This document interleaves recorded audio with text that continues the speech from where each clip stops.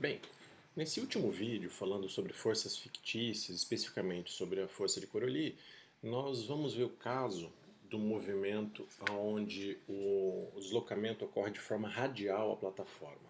Então, nesse caso, nós temos a plataforma girante S e o movimento ele vai ocorrer num raio da origem para a periferia da plataforma. Então, nesse exemplo, a gente vai ter esse movimento que, do ponto de vista do referencial S', o referencial girante, ele é puramente radial. Mas, para quem está num referencial externo, não é. Bom, o que acontece? No referencial S', nós temos então um movimento puramente referencial, com uma velocidade radial V', que vai ser esse V' de R na direção de R, ao longo de um raio.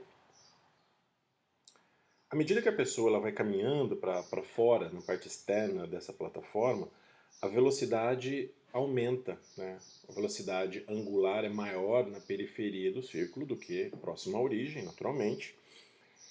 E essa velocidade tangencial de arrasto, que aqui a gente vai chamar de V de θ, essa velocidade que depende agora de ômega-r, né, então ela aumenta com o raio, vai aumentando porque a gente está aumentando esse raio de distância.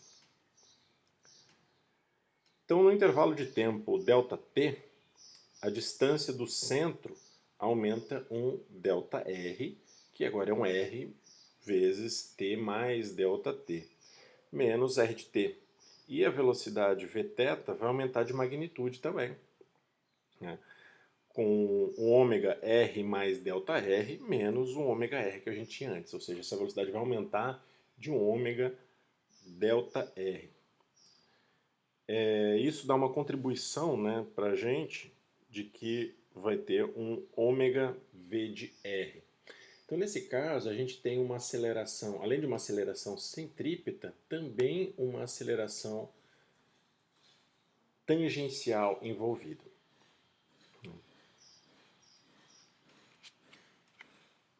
Então, durante esse intervalo ΔT, né, a plataforma ela vai girar um Δθ, um ângulo Δθ, fazendo então esse Δθ igual a um ômega ΔT, que vai mudar a direção do vetor VR.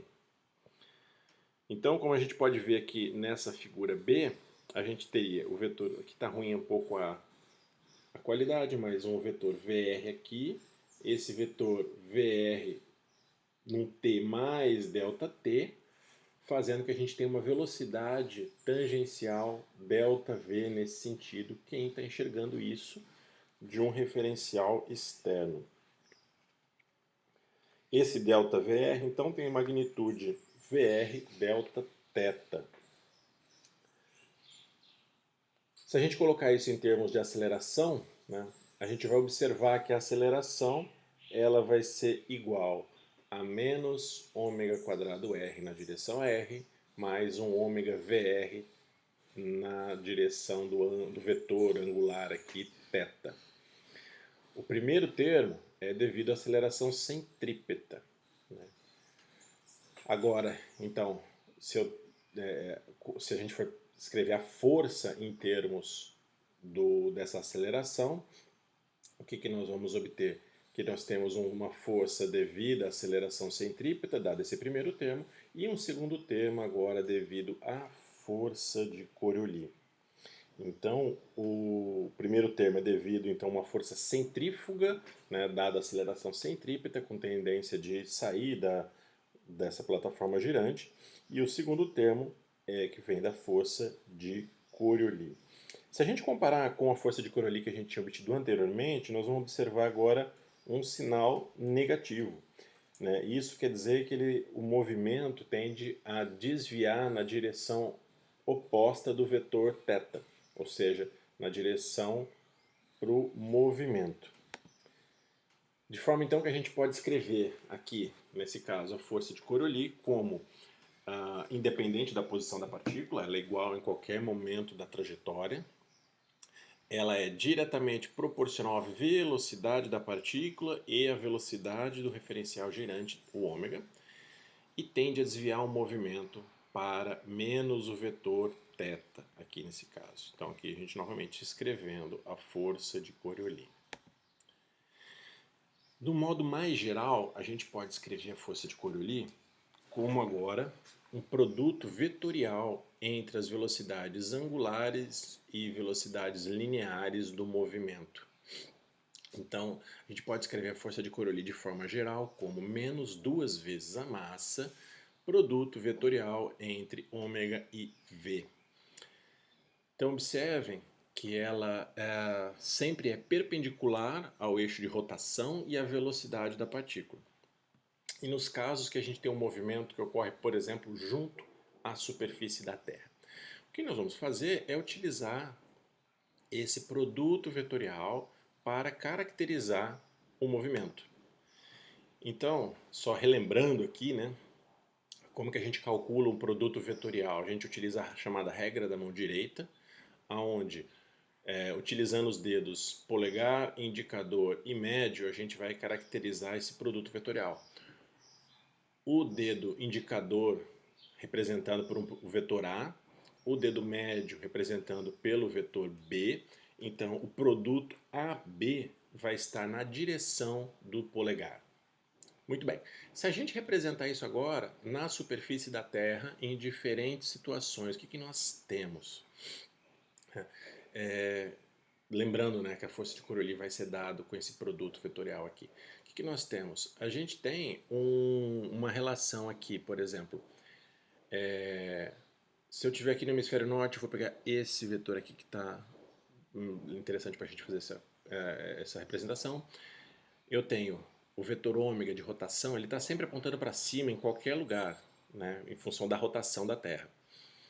Mas aqui eu tenho o vetor V' apontando para cá. Então, se eu fizer um produto vetorial entre ômega e V', nós vamos ter o vetor produto, né, ômega versus V' apontando para o centro, porém, como eles estão no negativo, ele está apontando para fora aqui.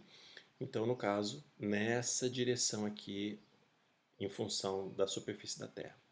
Se eu pegar o mesmo ponto lá embaixo, ômega apontando para cima, V' apontando para lá, a gente vai ter esse vetor menos produto, né? Menos ômega V' apontando nessa direção. Então, o que a gente observa? A gente observa que quando eu estou no hemisfério norte, o produto está apontando, o produto vetorial, né, de ômega e V' aponta para um lado. Quando eu estou no hemisfério sul, ele aponta para outro lado. Se eu trazer isso aqui, vamos imaginar uma situação em cima da linha do Equador. E aí o que a gente tem? Se eu tento a fazer um caminho reto no Equador para o norte, em função desse produto vetorial, eu vou ter um deslocamento, que é força de Coriolis, vai fazer esse deslocamento empurrando para a direita aqui. Então, se o caminho pretendido seria uma linha reta sentido norte, o caminho que a gente vai ter de fato vai ser um deslocamento para a direita em função da força de Coriolis nesse sentido.